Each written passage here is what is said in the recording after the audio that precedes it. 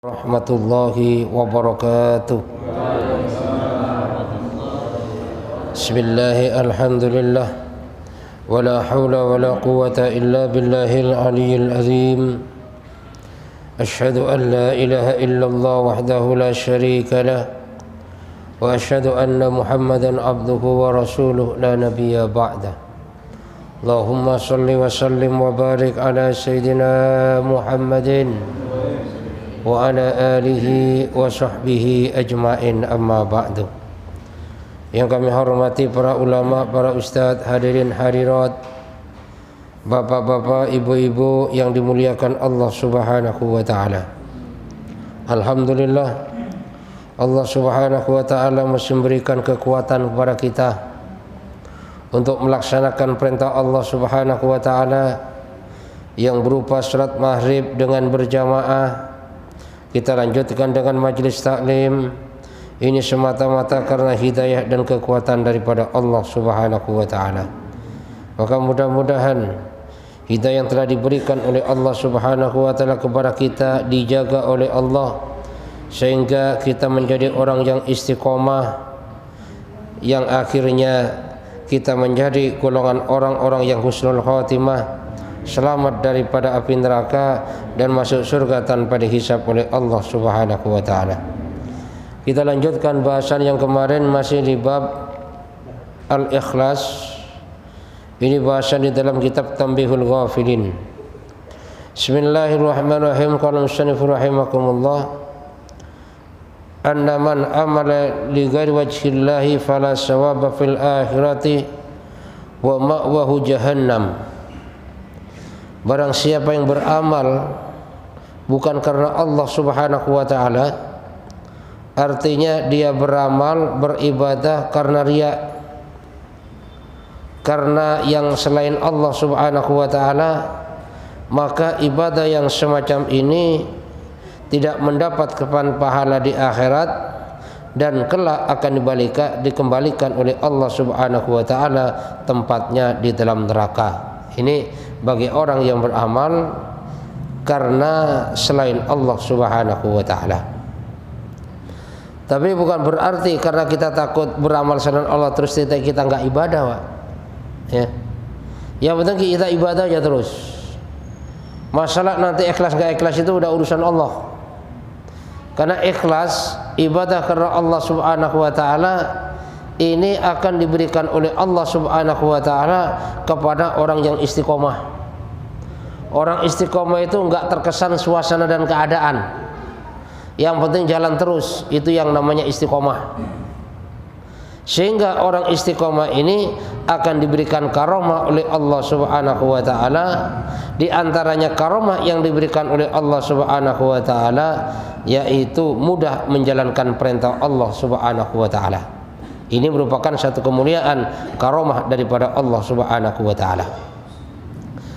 Wa man amila liwajhillahi ta'ala fa'amaluhu maqbulun. Dan barang siapa yang beramal karena Allah subhanahu wa ta'ala, maka amalannya akan diterima. Makanya saat kita sholat lillahi ta'ala, ya, makanya dengan kita lillahi ta'ala, dengan harapan apa?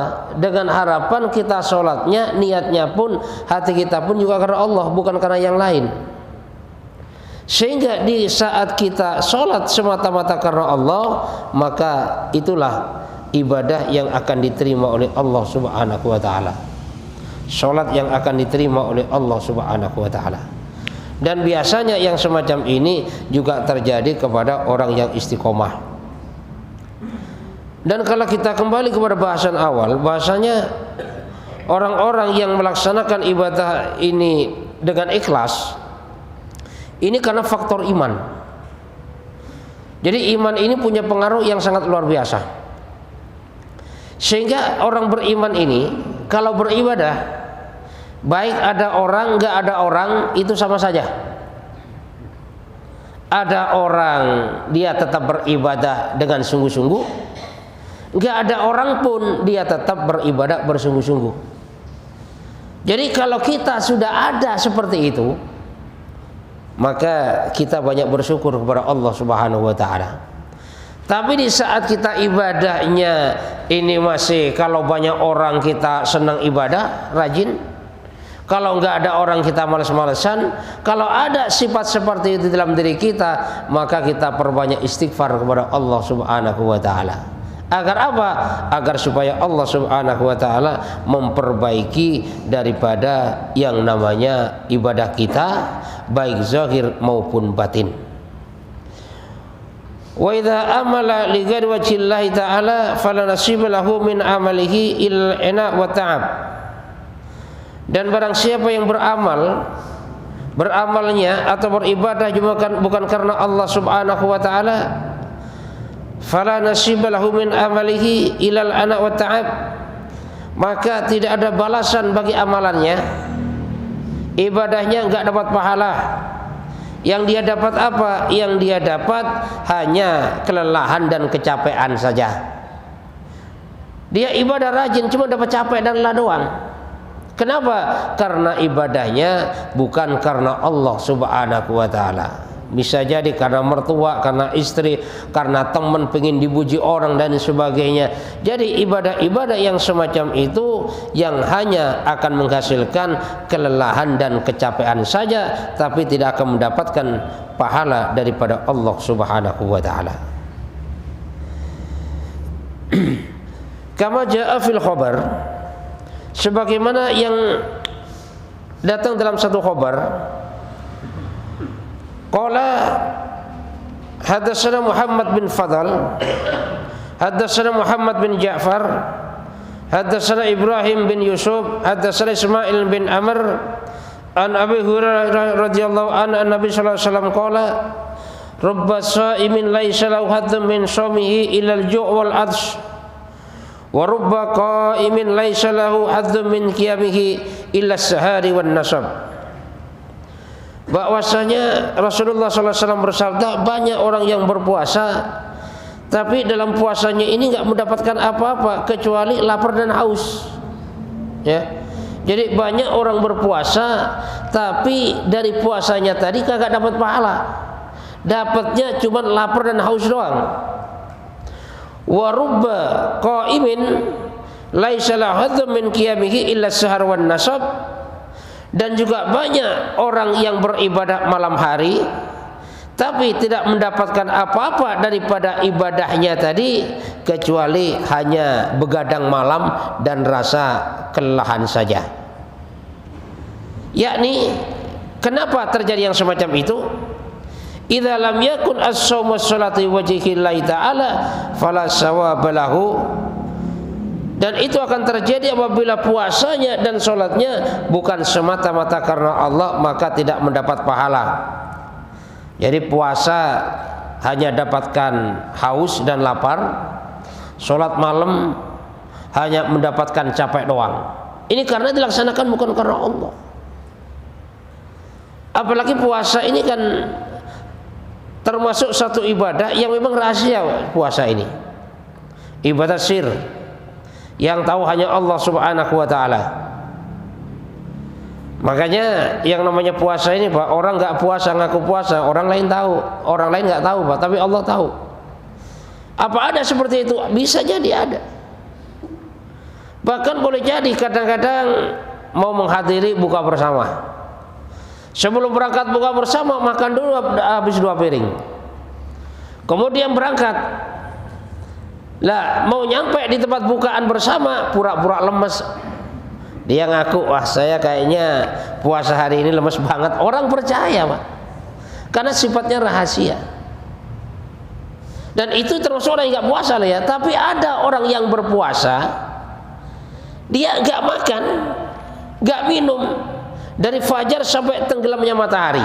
Dia menahan daripada haus, dia menahan daripada lapar, tapi kagak dapat apa-apa kecuali hanya lapar dan haus saja. Kenapa? Karena di dalam puasanya ini bukan melaksanakannya karena Allah.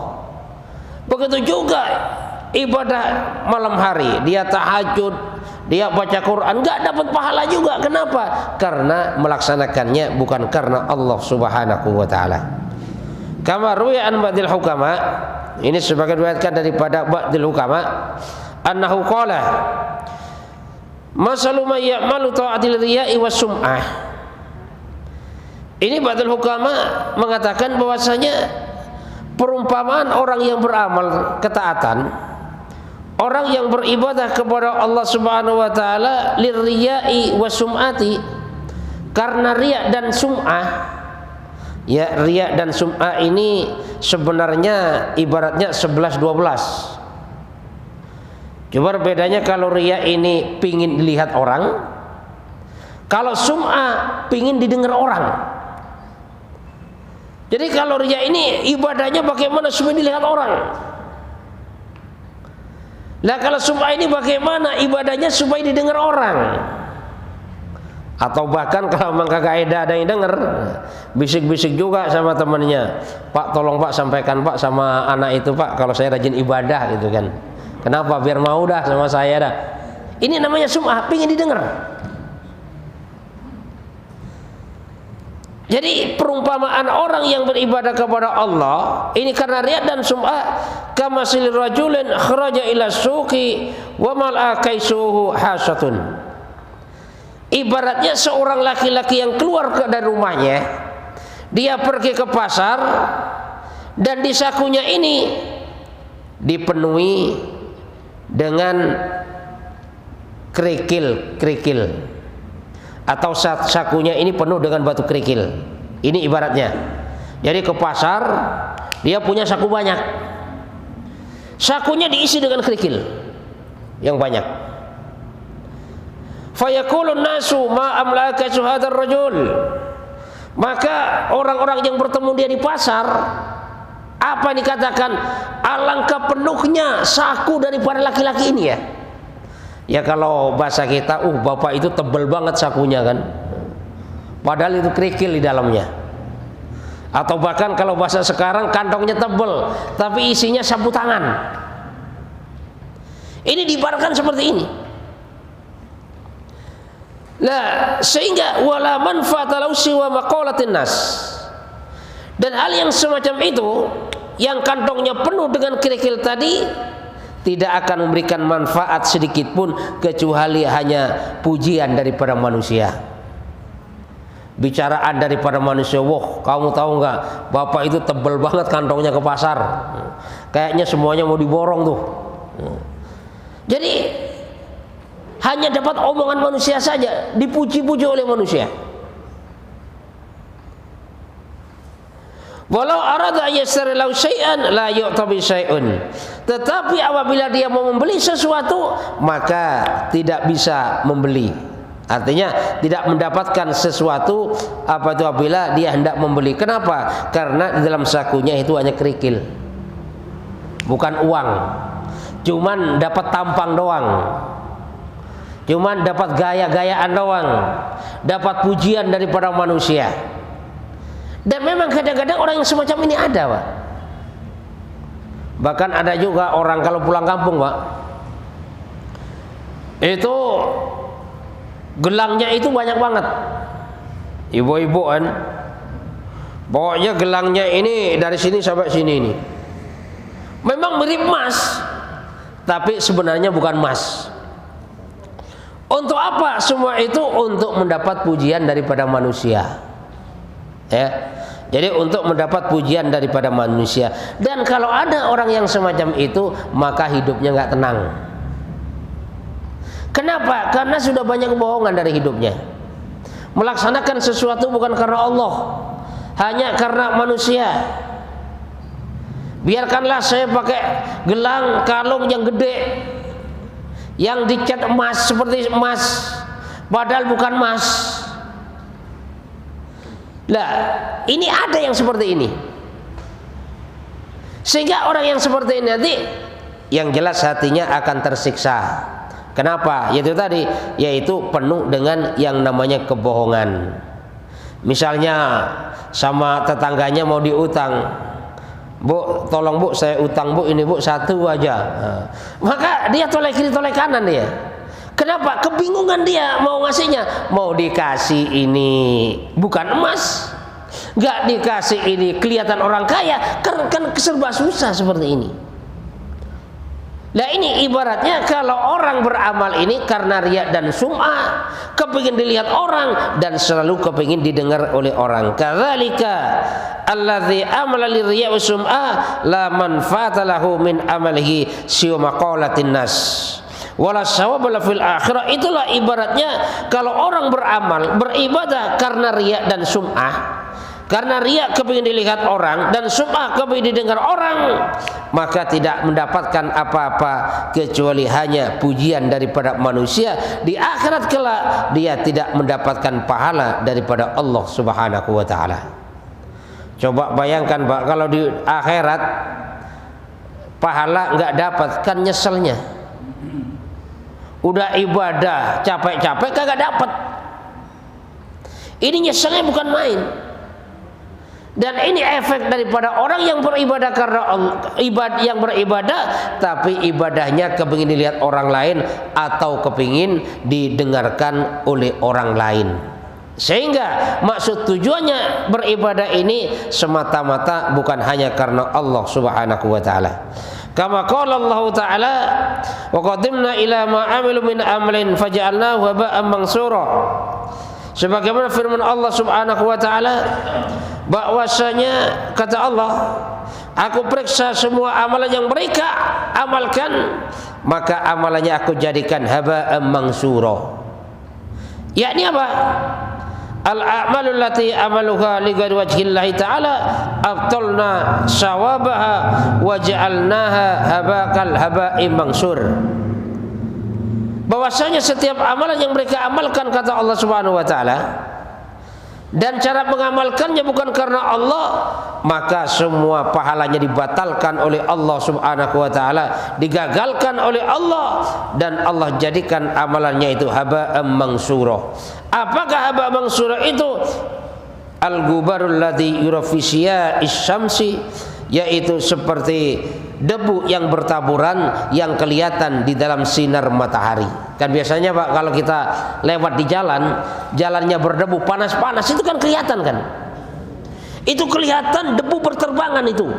Lah itulah ibaratnya orang yang beramal karena riya dan sum'ah, orang yang beribadah bukan karena Allah Subhanahu wa taala, maka amalannya tadi atau ibadahnya tadi dijadikan oleh Allah Subhanahu wa taala sebagaimana debu yang berterbangan yang terkena daripada sinar matahari, sehingga enggak ada nilainya.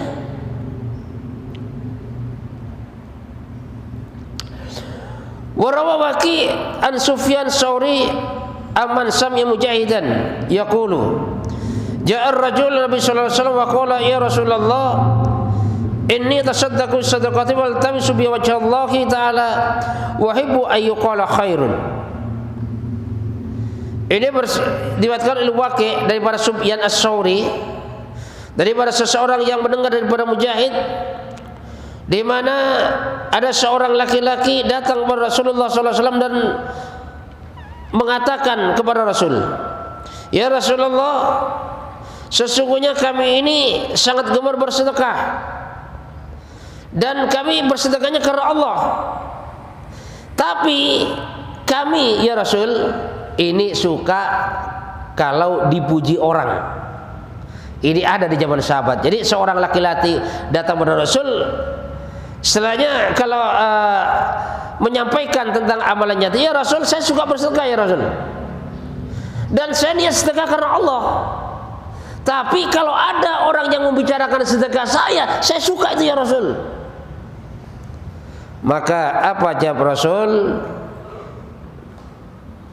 Turunnya ayat faman kana yarju liqa'a rabbih falyamal amalan shalihan wa la yusyrik bi ibadati rabbih ahada. Ini jawab Rasul berdasarkan ayat yang turun, man kana yarju liqa'a rabbih, barang siapa yang mengharapkan bertemu dengan Allah, bertemu dengan Tuhannya. Maksudnya di sini ada juga tafsir yang mengatakan man kana yuridu sawaballahi, barang siapa yang mengharapkan pahala daripada Allah Subhanahu wa taala, mengharap hanya dari Allah Subhanahu wa taala, falyamal amalan sholihan, maka hendaklah beramal amalan yang soleh. Apa artinya? Khalison, yang ikhlas semata-mata hanya karena Allah Subhanahu wa taala. Wala yusyrik bi ibadati rabbi hada, dan tidak menyekutukan dalam ibadahnya ini menyekutukan Allah Subhanahu wa taala dengan apapun. Ini jawaban Rasulullah SAW saat ada orang bertanya tentang masalah amalannya, sedekahnya karena Allah, cuman dia suka kalau dipuji-puji oleh orang. Ya, memang ikhlas itu, Pak, ini sifatnya sangat samar, dan kadang-kadang orang nggak terasa kalau dia ikhlas. Bahkan niatnya ikhlas, nggak terasa kalau dia itu nggak ikhlas. Contoh gini, pernah suatu ketika ada pengurus masjid lagi bangun masjid. Ada temannya datang bawa uang 200 juta. Ini saya mau nyumbang masjid 200 juta. Saya ikhlas. Oke deh. Kalau kamu ikhlas mana duitmu, dikasih duitnya. Udah, kalau gitu duit ini saya buang aja ke sungai sana. Oh jangan. Apa kata Mus tadi? Kalau kamu bilang jangan, berarti kamu gak ikhlas. Kalau kamu ikhlas, saya buang ke sungai pun silakan. Itu tanda-tanda orang ikhlas. Contoh ini lagi, Pak, orang ikhlas itu. Misalnya dia orang kaya, dia gak punya anak, terus dia menemukan anak gelandangan di pinggir jalan, yang dimana anak itu gak keopenan. Anak itu nggak punya orang tua, hidupnya pontang-panting di jalan, lusuh banget itu anak. Maka diambillah oleh orang kaya tadi dan dirawat, disekolahin, dikasih berbagai macam fasilitas, sampai akhirnya si anak gelandangan ini menjadi orang besar, menjadi pengusaha besar. Dan suatu ketika di saat bapak angkatnya ini sakit di rumah sakit, dia ngutus seseorang untuk bertemu dengan anak angkatnya tadi. Tolong sampaikan sama anak saya bahwa saya membutuhkan dia karena saya lagi sakit. Saya kepingin ditemanin. Maka berangkatlah utusan tadi menghadap anaknya. Setelah bertemu anaknya disampaikan, wahai nak, bahwasanya bapakmu sekarang dalam keadaan sakit parah. Bapakmu memerlukan kamu untuk menemaninya. Bagaimana, bisa nggak kira-kira kamu sekarang berangkat ke rumah sakit menemani bapakmu? Apa jawabannya anak tadi? Maaf, sampaikan sama bapak, kalau bapak kepingin biaya berapapun saya transfer. Rumah sakit biayanya berapa saya yang bayarin. Tapi maaf, saya sekarang masih belum bisa nemenin bapak karena proyek saya lagi banyak nih. Sebentar lagi saya meeting, tender saya ini besar. Kalau sampai saya nggak datang, ini bisa kehilangan ratusan miliar. Tolong sampaikan kepada bapak. Pulanglah utusan ini menghadap bapaknya. Pak, kata anak bapak, bahwasanya sekarang nggak bisa nyenguk bapak karena lagi sibuk dengan proyeknya. Sebentar lagi tendernya akan dilaksanakan. Kalau sampai nggak ikut bisa kehilangan ratusan miliar. Maka pesennya, Pak, kalau bapak perlu duit berapapun, biaya rumah sakit saya yang bayar, katanya. Maka apa jawaban dari bapak angkatnya tadi? Dia itu dulu gelandangan. Kalau dia nggak saya tolong, sampai sekarang dia itu hidupnya di bawah jembatan. Lah, dengan bapaknya tadi ngomong gitu, saudara, itu artinya sudah nggak ikhlas, batal semua amalannya, Pak. Ini kan termasuk perkara yang samar ini, yang kadang-kadang nggak dirasakan oleh orang. Makanya biasanya orang yang suka memberi tapi suka mengumpat, ini tanda-tanda orang nggak ikhlas. Batal itu amalannya. Seharusnya dapat pahala, kagak dapat pahala. Kenapa? Karena diungkit. Makanya kalau kita ngasih apa-apa, udahlah, nggak usah kita ngungkit. Kalau sekiranya kita ngungkit, udah kagak usah ngasih. Misalnya kita bantuin tetangga, bantuin temen, bantuin keluarga, kagak usah ngungkit. Kalau sekiranya ngungkit, udah nggak usah bantuin dah. Kenapa? Karena kalau kita suka ngungkit, pada dasarnya itu adalah amalan yang tidak ikhlas. Kalau sudah tidak ikhlas, semua pahalanya akan batal dan tidak mendapatkan apa-apa di hadapan Allah Subhanahu wa taala. Jadi disinilah pentingnya bagaimana kita menjaga daripada hati kita di dalam setiap amalan. Kita berusaha. Makanya kalau di dalam 6 sifat jamaah tabligh, itu ada sifat yang kelima namanya tashihun niyah. Ya. Artinya apa? Memperbaiki niat. Bagaimana cara memperbaiki niat? Di awal beramal diperbaiki niat karena Allah, di tengah-tengah beramal perbaiki lagi niat karena Allah, di akhir beramal pun juga diperbaiki niat karena Allah Subhanahu wa taala. Sehingga di saat di dalam hati terbesit rasa enggak ikhlas, rasa bukan karena Allah, maka segera perbanyak istighfar dan perbanyak baca la haula wala quwwata illa billahil aliyil azim. Kenapa? Karena dengan kita baca la haula wala quwwata illa billah, itu merupakan suatu pengakuan bahwasanya kita itu lemah. Yang kuat hanya Allah, yang punya daya hanya Allah, yang punya kekuatan hanya Allah. Kita ini lemah. Makanya di saat kita beribadah, di dalam hati kita terbesit sesuatu yang bukan karena Allah, perbanyak istighfar dan baca la haula wala quwwata illa billahil aliyil azim. Sehingga dengan demikian kita sudah berusaha memperbaiki daripada yang namanya niat kita. Kenapa? Karena kalau tidak seperti itu, maka semua amalan kita ini akan batal pahalanya, sehingga walaupun kita beribadah tapi kita tidak mendapatkan apa-apa di hadapan Allah Subhanahu wa taala. Makanya Pak, perlunya kita perbanyak istighfar setiap hari, perbanyak baca la haula wala quwata illa billah setiap hari. Kenapa kita istighfar? Kita istighfar artinya kita sayang kepada diri kita. Makanya kan ada kan zikir pagi petang. Jadi kalau di jamaah tabligh diajarkan Pak, zikir pagi petang, baca tasbih, baca salawat istighfar. Kenapa baca tasbih? Baca tasbih ini tandanya cinta kepada Allah. Makanya perbanyak tasbih. Bisa subhanallah walhamdulillah wala ilaha illallah wallahu akbar 100 kali minimal setelah subuh dan asar. Kemudian baca sholawat. Kenapa baca sholawat? Ini tanda cinta kepada Nabi Muhammad, yaitu di antaranya baca sholawat. Selain kita mengamalkan sunnah-sunnahnya, tanda cinta kepada Nabi, perbanyak sholawat. Bagaimana sholawatnya? Terserah. Boleh juga Allahumma sholli ala Muhammad wa ala ali Muhammad 100 kali habis subuh dan asar. Terus istighfar ini adalah tanda cinta kepada diri kita. Makanya semakin kita cinta pada diri kita, semakin perbanyak istighfar.